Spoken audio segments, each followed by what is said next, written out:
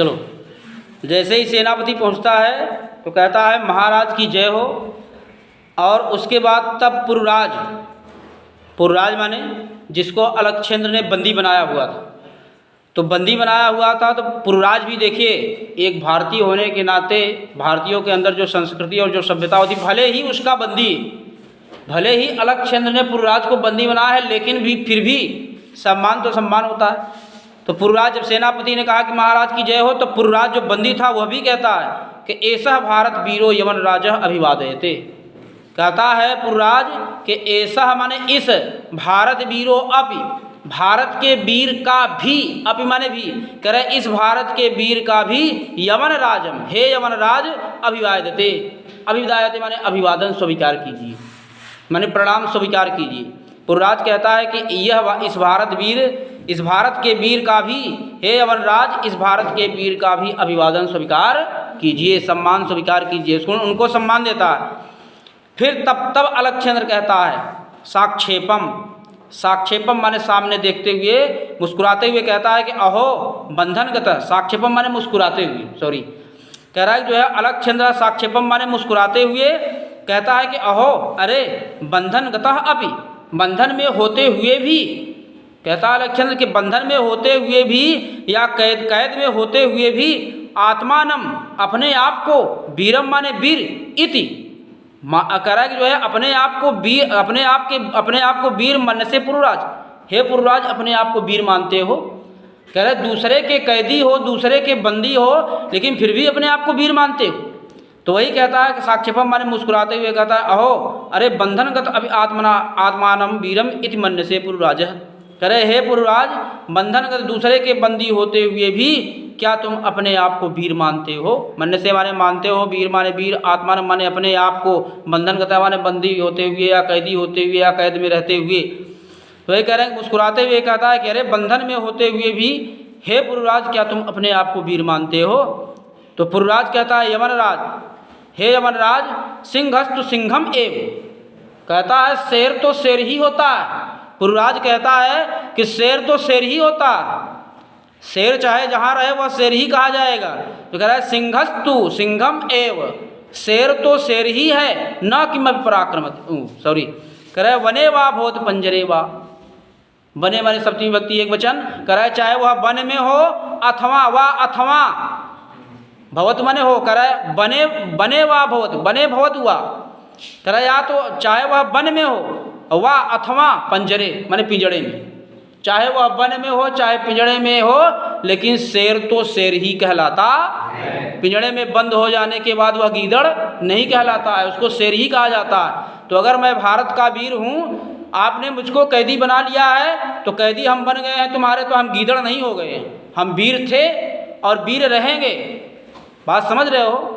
अकड़ करके बड़े अहंकार के साथ कहता है, भले उसका कैदी है लेकिन फिर भी तनिक भी डर नहीं रहा है अलक्षेंद्र से, कि डरने वाली बात तो करा कि मैं वीर हूँ, भारत का वीर हूँ, तुम चाहे मुझे फांसी भी दे दो, फांसी झेलते झेलते मेरी आखिरी सांस तक भारत माता की मैं जय कहता रहूँगा, क्योंकि मैं आम्भीक के जैसे नहीं हूँ कि कायर की तरह जो है तुमसे मित्रता कर लिया और अपना पूरा राज्य जो है तुमको सौंप दिया।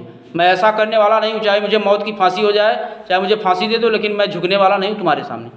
तो वही कहता है पुरराजा यमनराज सिंहस्तु सिंह एव, हे यमनराज सुनिए शेर तो शेर ही होता है, चाहे वह वन में हो और अथवा जंगल में हो, पिंजड़े में हो। फिर पुरराज कहता है कि पराक्रमते यदि अवसरम लभते अपने, करा जो है किंतु पंजरस्त सिंघम न किम पराक्रमते। अलक्षेंद्र कहता है कि अगर तुम कह रहे हो कि शेर तो शेर ही होता है, चाहे वन में हो चाहे पिंजड़े में हो, लेकिन दोनों में अंतर होता है, दोनों शेर में अंतर हो जाता है। अलक्षेंद्र कहता है कि किंतु पंजरस्त सिंघम न किम पराक्रमते, पंजरस्त माने कहता है कि पिंजड़े में बंद हुआ शेर न किमपि पराक्रमते, कोई भी पराक्रम या कोई भी शक्ति नहीं दिखा पाता, क्योंकि वह कैदी में रहता है, कैद में रहता है तो कैद में उसकी कोई शक्ति नहीं चलती। तो वही अलक्षेंद्र उसको डिफीट करता, वो पराजित करते हुए उत्साह को और घटाने के लिए कहता है कि जो है पंजरस्ता सिंघम न किमपि पराक्रमते, पिंजड़े में कैद जो सिंह होता है वह पराक्रम अर्थात अपनी शक्ति का प्रयोग नहीं दिखा पाता है।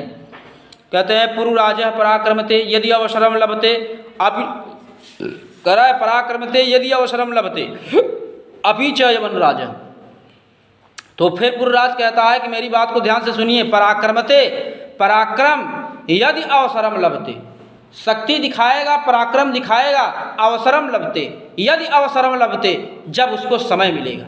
अगर समय मिलेगा तो निश्चित है कि पिंजड़े में बंद किया गया शेर निश्चित ही अपना पराक्रम दिखाएगा।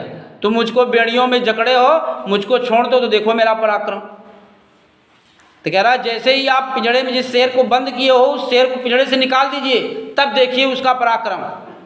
तो कह रहा है कि जो है यदि अवसरम लभते, यदि समय प्राप्त हुआ, यदि अवसर लभते माने प्राप्त हुआ, तो कह रहा है पराक्रम माने शक्ति दिखाता।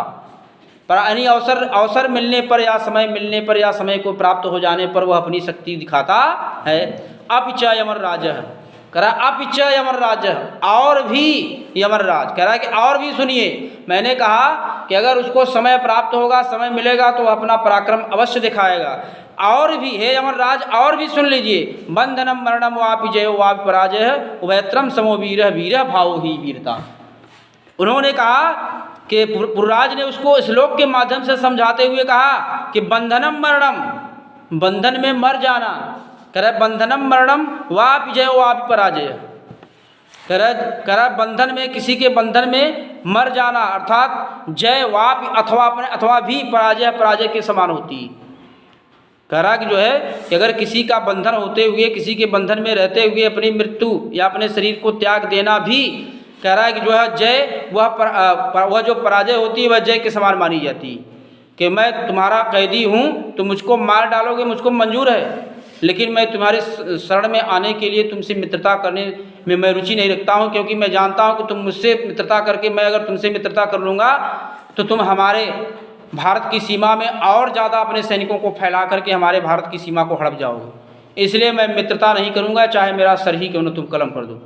तो वही कह रहा है कि बंधनम मरणम वापि, बंधन में मरना जयो जय है, कह रहा है बंधन में मर जाना जय है, कह रहा है विजेता कहलाता है, वापि पराजय वह पराजय कहलाती है। कह रहा है बंधन में मर जाना पराजय, बंधन में यानी बंधन में मृत्यु को प्राप्त हो जाना वो जय, वो जो पराजय है वो जय के समान कहलाती है। कह रहा है उभयत्र समो वीर, और दोनों में, कह रहा है उभयत्र, उभयत्र माने दोनों में, कह रहा है समो वीर समान है वीर, कह रहा है दोनों परिस्थितियों में वीर समान होता है।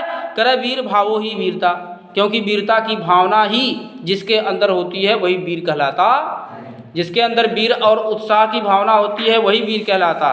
वही कह रहे वीर भावो ही वीरता, वीरता की भावना ही, वीर के अंदर वीरता की भावना ही वीरता कहलाती।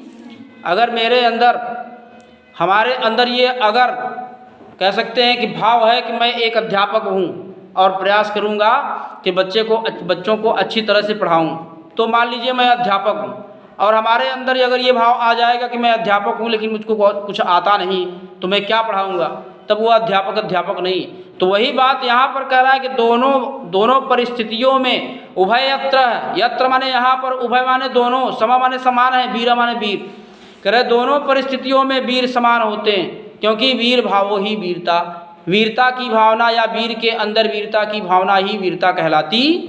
अगर हमारे अंदर वीरता है या वीर की भावना है या शक्ति पराक्रम दिखाने की भावना है तो मैं वीर हूँ, और हमारे अंदर पराक्रम और शक्ति दिखाने की भावना नहीं है तो मैं वीर नहीं हूँ।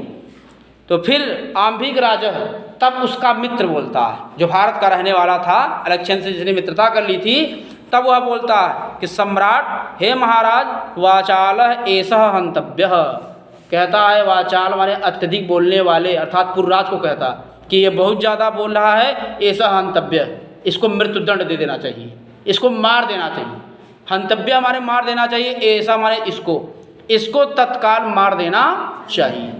कौन कहता है?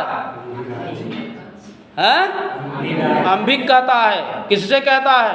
महाराज अलक्षेंद्र से। कह रहा ये बहुत बोल रहा है, वाचालः एषः, कह रहा है वाचालः एषः हंतव्यम, इस ज़्यादा बोलने वाले व्यक्ति को, कह रहा है इस ज़्यादा बोलने वाले व्यक्ति को तुरंत मार देना चाहिए, क्योंकि ये बहुत बोल रहा है, कैदी होते हुए भी।